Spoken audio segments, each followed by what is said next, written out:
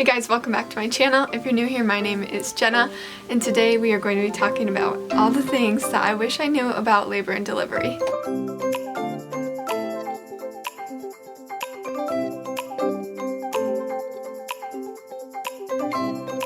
So I don't know if you noticed, but right now we're in a new spot.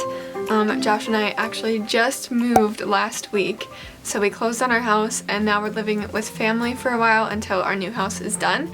And we'll be here for a few months, so bear with me as I find a space to film and time to film and just get into a new routine. It's been a little bit of an adjustment, which is why I missed last week's upload, but we're back at it today, and that's the explanation for the new background. Okay, so today I want to talk about all the things that I wish I knew about birth and labor and all that fun stuff. So the reason I wanted to talk about this today is because when I was pregnant, I was just constantly looking for videos to help me be prepared and looking for things that other ladies wish they knew about birth and labor, and just things to help me stay calm, things to help me be aware, and just think about before it actually came time to give birth. So today's video is just going to be me this time, but at the end there is going to be a little collage of responses from other moms on Instagram of things that they wish they knew about labor and delivery. So make sure that you stick around for the end because we're going to have lots of responses popping up on the screen. Like I said in the last video, everyone's pregnancy is so different, and same goes for labor, same goes for birth, same goes for postpartum. Every mom's experience is so different from each other that it's just so nice to get input from other moms. But let's get into the things I wish I knew about birth. So these aren't really in any particular order, but I did want to mention before I actually say the things that do not take what I say as medical advice. Obviously, not a doctor. I have a bobby pin on my finger, weird. This is just my experience giving birth and things that my nurses and doctors relayed to me as I was in labor, and I just want to kind of share my experience so that it can be used as resources. But again, don't take my advice as medical advice. Make sure you talk to your doctor if you have any concerns in the whole process of pregnancy, labor, and delivery. And yeah. So with that being said, the first one that I wish I knew about birth was that it can be normal to bleed quite a bit in labor. So I'll give you a quick little backstory. My mom, for her first birth, had a placental abruption and ended up having a hemorrhage. She survived it, good, thank God, but I was always so scared of that growing up, and I didn't realize how rare it was. But in my labor and delivery, if you saw my birth story, I'll link it right up here if you haven't seen it, but I got to the hospital and I went to the bathroom, and when I went to the bathroom I just like blood just spilled everywhere, and I always thought if you had a lot of blood that it was emergency, ASAP, get to the ER, like you're hemorrhaging. And so I was freaking out, like literally freaking out, and the nurse was trying to get me to calm down, saying that it's okay, we'll get you taken care of, like you're in a safe spot right now. And she just told me that nothing was wrong, and that the reason it happened was because I probably dilated very fast, probably from like 3 to a 7, because when I got checked I was at a 7 and I was not in labor for very long. So they figured that when I sat down to go to the bathroom, my cervix just dilated very fast and burst some blood vessels. But I really wish that I was aware that that could be normal and not something to freaking panic about. So yeah, if you are bleeding, just stay calm. Obviously get to the doctor, no matter what, get to the doctor. Because it can be something serious, but just know that you don't need to go panic mode the very second it happens. So that's the first thing I wish I knew. The second thing I wish I knew is to get off your back. I knew this. I knew it was better to deliver off of your back, but I didn't really advocate for myself, and I didn't have the energy to do so when I was about to deliver. But I really encourage you not to deliver on your back if you are close to delivering or you're pregnant or whatever. There's so many studies showing you have an increased risk of tearing if you deliver on your back. You're working totally against gravity. I would really encourage you to look into that, and I wish I knew that I needed to get off my back, because I think I really credit my 4th degree tear to delivering on my back. I encourage you to get off your back, and I will link resources and studies in the description to back that up. The third thing that I wish I knew is that doctors can't make you do anything. You are your person, and they are there to obviously care for you, and you should take their advice, I think.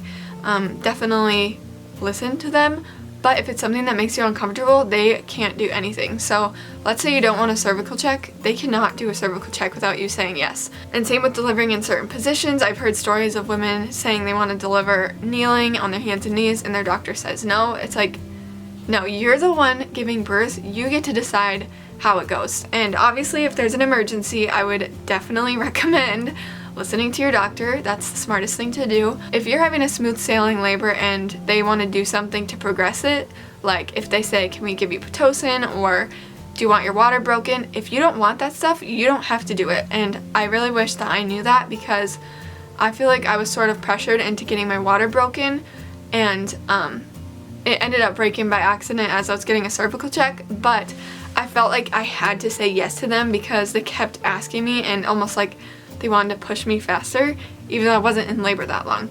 But I just wish I knew that, so that I was more confident in myself and my wants, my plans for labor and delivery. So the fourth thing that I wish I knew is that it's okay if you change your birth plan. There's so many times that women are like, I know exactly what I want, I know exactly what's gonna happen, and this is just how it's gonna be, this is my birth plan.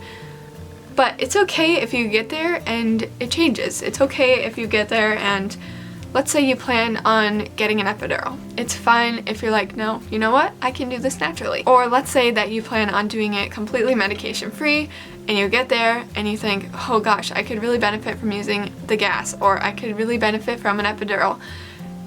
It's okay to change your birth plan, and you don't need to beat yourself up over it or justify it or anything. There's so many times that I feel so sad because I hear women talking about their birth stories and they think like, well, I planned on this, but I ended up doing this because this and this and this. Like, they have to justify it, and I just want people to know that their birth story is amazing no matter what happens, and no matter if you change your birth plan or whatever happens, you birthed a human, and that's amazing. And I just want you to know that it's okay. And I just wish I knew and want other people to know that it's okay if you change your birth plan once you're in labor. However, I would like to add, if it's something that you are very adamant about before you are in labor, I would recommend telling your support person, your husband, your boyfriend, your midwife, doula, whatever, tell them what you want before you go into labor so that they can keep you accountable, and then if you still want to change it, that's fine. But I know it was really helpful for me to tell my husband, like, I really do not want an epidural. If I ask for one, tell me I said I do not want one at least twice, and if I keep saying it, then I can get one. But that was super helpful to have someone there to keep me sort of accountable, if you want to call it that. The fifth one, going off of that last fourth one, is that it's okay if you don't get the birth that you planned or wished for or pictured. A lot of times birth doesn't go as planned, and it kind of stinks, but you know what? It's fine. That's the beauty of it. Everyone has such different experiences, and I just wish I knew that it was okay if birth doesn't go the way that you planned. If anything happens, if you end up having to have an emergency C-section, if you end up having to be induced, if you end up getting an epidural and you didn't plan on it, it's okay if birth doesn't go the way that you planned. And one thing that really didn't go as planned for me was I did so much to prepare myself not to tear. Like, that was my main focus in pregnancy, was not tearing. And guess what? I got the worst tear. I got 4th degree tear, and it was kind of like, I did everything I could to prevent myself from doing this, and here I am with like the highest degree that I could get, and it was just pretty frustrating and kind of hard to process, but that's okay. I got my baby out of it, and I did a dang good job, if I say so myself. Okay, I think we're on number 6 now. So the 6th thing that I wish I knew about labor and delivery is that you are not gonna care who sees what. I remember being so scared and like thinking, I'm gonna wear clothes when I deliver, like at least on my top. I'm not gonna want anyone to see what's going on besides the doctor and the nurses and my husband. And I thought there was only gonna be like one doctor, one nurse. There wasn't. There was like 4 or 5 people in the room besides my husband and me, and so it was kind of like not what I expected. But as I was in labor, we were literally using my gown to fan me, and so everything was just out there, and I I didn't care, and I just wish that I knew that before I actually went into labor and delivery, because I wouldn't have stressed about it so much, thinking like I was nervous to give birth strictly because I didn't want people to see me exposed. But the truth is, you're probably not gonna care who sees what when you're delivering. Okay, the 7th thing that I wish I knew about labor and delivery is that your placenta might get stuck in your uterus, or it could break apart. And I kind of just thought like after you give birth it just like slides right out, and I think most of the time it does happen that way, but I was very shocked to see my doctor pulling out strings of placenta and clots of placenta. And sorry, that might be a little bit gory, but I was like, what is going on? And I asked him, I'm like, is that my placenta? And he's like, yeah, it seemed to get a little stuck in your uterus, so it's breaking apart. So a little bit of my placenta was stuck in my uterus, and they had to massage it out, which is not the best feeling, but you know, whatever. So I wish that I was a little bit more educated on how the placenta does come out, and that it can come out in parts and pieces, and it's not gonna look like that nice organ that you see in photos all the time. It can, but not all the time. The 8th thing that I wish I knew also goes off the last one, and it's about how many times they do have to do the massaging of your uterus to make sure you don't have any clots or like hemorrhaging or anything, to get your uterus to shrink back to normal size. I thought it was like you deliver your baby, then they deliver the placenta, they massage a little bit, and then you're done. I did not know they'd be coming in every hour to massage my uterus for like 8 hours straight. It was not very fun. It was just really uncomfortable, and I didn't like how the blood felt coming out when they'd push on it. So I just wish I was a little bit more aware that that was gonna happen, so I could mentally prepare myself. So just know that they'll probably massage your belly a little bit more than once. Okay, we are getting a little bit towards the end now. And the 9th thing that I wish I knew about birth is that if you're gonna tear, you probably won't feel it happen. Even if you don't have an epidural or any numbing stuff, you probably won't feel it just because there's so much pressure. I was just like picturing when I was pregnant that you just feel your skin like tearing slowly, and that was not the case. So I think I mentioned earlier, but I got a 4th degree tear, so that means all the way through everything. I didn't feel it at all. All I felt was like the ring of fire everyone talks about when the baby's head is coming out. And I didn't know I tore until the doctor said that I got a tear and I was gonna have to have stitches. So I was stressing about that a lot during pregnancy, just being scared that I would feel a tear if I did it unmedicated, but I did it unmedicated and I did not feel myself tear. So I think that could be a little glimmer of hope if you're planning to do it without an epidural or anything, because some people don't want to do it without an epidural just because they're afraid of feeling the tear. But from my experience, I didn't feel the tear at all, so yay. The 10th and final thing I wish I knew about labor and delivery is kind of not so happy, fun to talk about, but I think it's so important to talk about because I had never heard of anyone talking about it before I gave birth. So I really want to share my experience, as kind of like bummer as it sounds, but you might not get the magical movie-like baby on your chest right after birth feeling. It was not that way for me, and I know a couple other ladies who it wasn't that way for them, and it's like, what's wrong with me? Like, why do I not feel this instant connection and instant magical butterflies and rainbows? And I don't know how else to describe it, but it was like they put her on my chest, and of course I loved her. I was ecstatic, and I was like, this is my baby, I love her. But I think I was so beat. I just think I was so exhausted from like getting no sleep the night before, and then laboring all day, and then not getting rest between contractions, and then losing so much blood through that tear, probably, I assume, that I was just out of it. And when they put her on my chest, it was like, of course, happy, and I was so ecstatic. Like, I don't want to make it seem like I wasn't happy or I didn't love her. I loved her, and I do love her. But I was happy, but it definitely wasn't like, oh, everything is right in the world, everything just makes sense, everything's perfect, and she's on my chest now, everything's wonderful. It wasn't like that, how you see in the movies and how a lot of women describe feeling like the best moment in the whole entire world.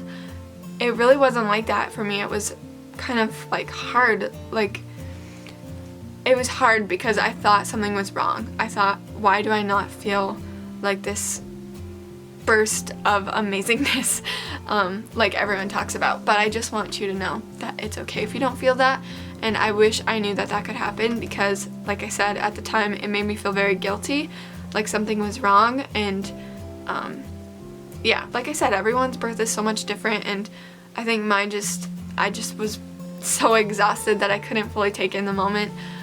But I think after I got some rest, and then I totally felt that, like, oh, this is my baby and everything's right in the world and rainbows and butterflies. But that is the last thing that I could think of today that I wish I knew about labor and delivery. Obviously, I think if I thought a little bit longer and wrote down everything, there would be so much more. And I just think there's nothing you can do to fully prepare for labor and delivery and know what it's going to be like until you just are there and you're doing it.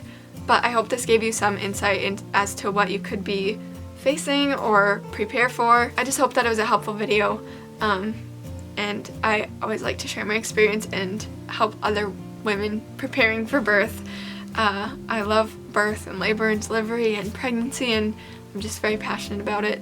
I don't know how many times I can say that, but yeah, so those are my 10 things I wish I knew about labor and delivery. And right after this, I have a little collage of all the responses from different moms on Instagram of things they wish they knew about labor and delivery, so make sure to check those out, because I think a lot of them are different than mine. There may have been some repeats, but I think a lot of them are different than mine, so make sure you check them out and be educated. So next week's video on Tuesday, hopefully, I'm not going to make any promises, but hopefully next Tuesday is going to be what I wish I knew about postpartum and that whole recovery journey process. So stick around for that. Otherwise, that's it for today's video. Thank you so much for watching, and maybe I'll see you back next time. Bye!